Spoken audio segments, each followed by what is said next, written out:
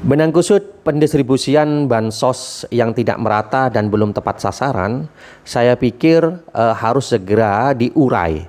Dan mengurainya sebenarnya mudah karena faktor utama dalam pendistribusian itu adalah bagaimana orang tersebut bisa mengetahui detail tentang kondisi masyarakatnya. Dan orang yang tahu detail tentang kondisi lingkungannya adalah RT yang merupakan bagian dari lembaga kemasyarakatan desa. Karena dalam satu RT itu rata-rata kepala keluarga yang dihandle adalah 30 sampai 60 kakak.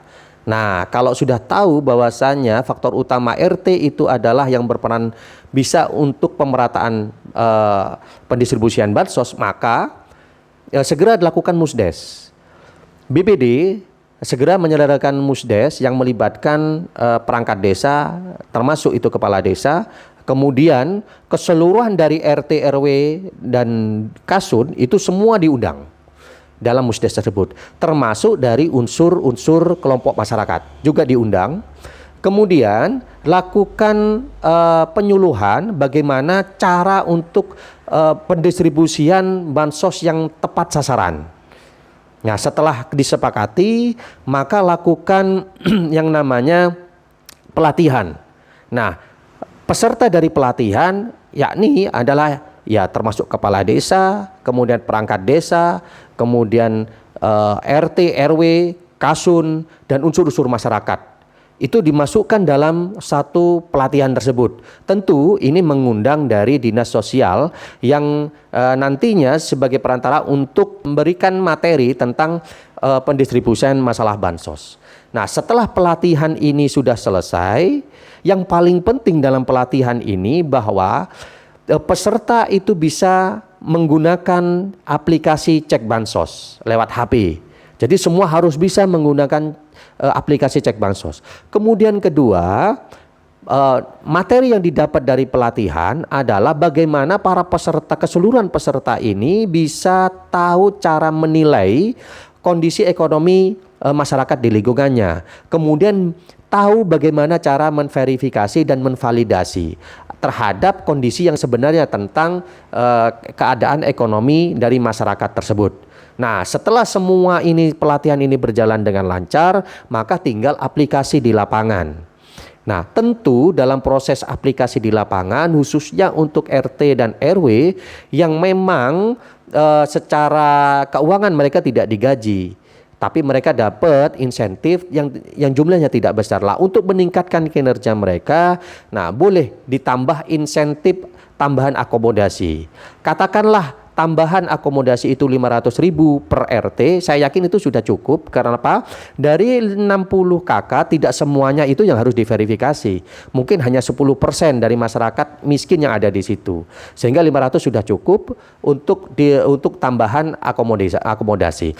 Nah, dari mana biaya akomodasi ini? Itu bisa diambilkan dari dana anggaran desa yang bersumber dari dana alokasi desa atau dari dana desa. Jumlahnya tidak banyak. Karena dalam satu desa itu jumlah RT rata-rata 50 RT rata-rata. Lah, 50 RT ini kalau dikali 5 maka jumlahnya ada 22 juta sekian ya, 22 juta sekian. Itu tidak besar. Dengan efek yang ditimbulkan semua penerimaan bansos entah itu tidak tepat sasaran, entah itu belum tercover, entah karena kendala administrasi KTP dan sebagainya, itu bisa terhandle. Atau biaya akomodasi tambahan ini itu di-cover oleh APBD. Nah, sebenarnya juga tidak besar masalah biaya akomodasi ini tambahan.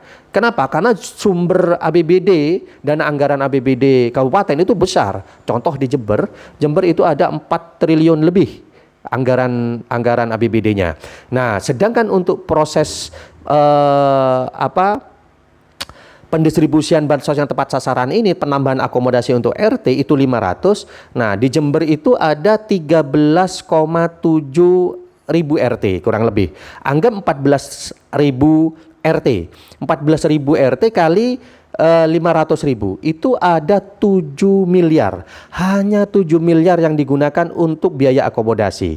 Kemudian mungkin ada tambahan, otomatis nanti akan operator kerjanya lebih banyak, kemudian petugas pendamping juga lebih banyak. Nah, mungkinlah anggaran APBD itu dari 7 miliar, anggaran dianggarkan itu katakan 8 miliar atau 9 miliar, itu menurut saya itu sangat kecil, tapi efeknya luar biasa. Semua masyarakat miskin akan menerima bantuan sosial dari pemerintah. Nah, ini mungkin solusi yang bisa saya utarakan, dan mungkin ini bisa segera meskipun tidak lewat APBD, lewat kabupaten, tapi ini bisa, usulan ini bisa langsung dijalankan oleh kepala desa saat ini atau yang kepala desa hasil dari pilkades serentak ke depan.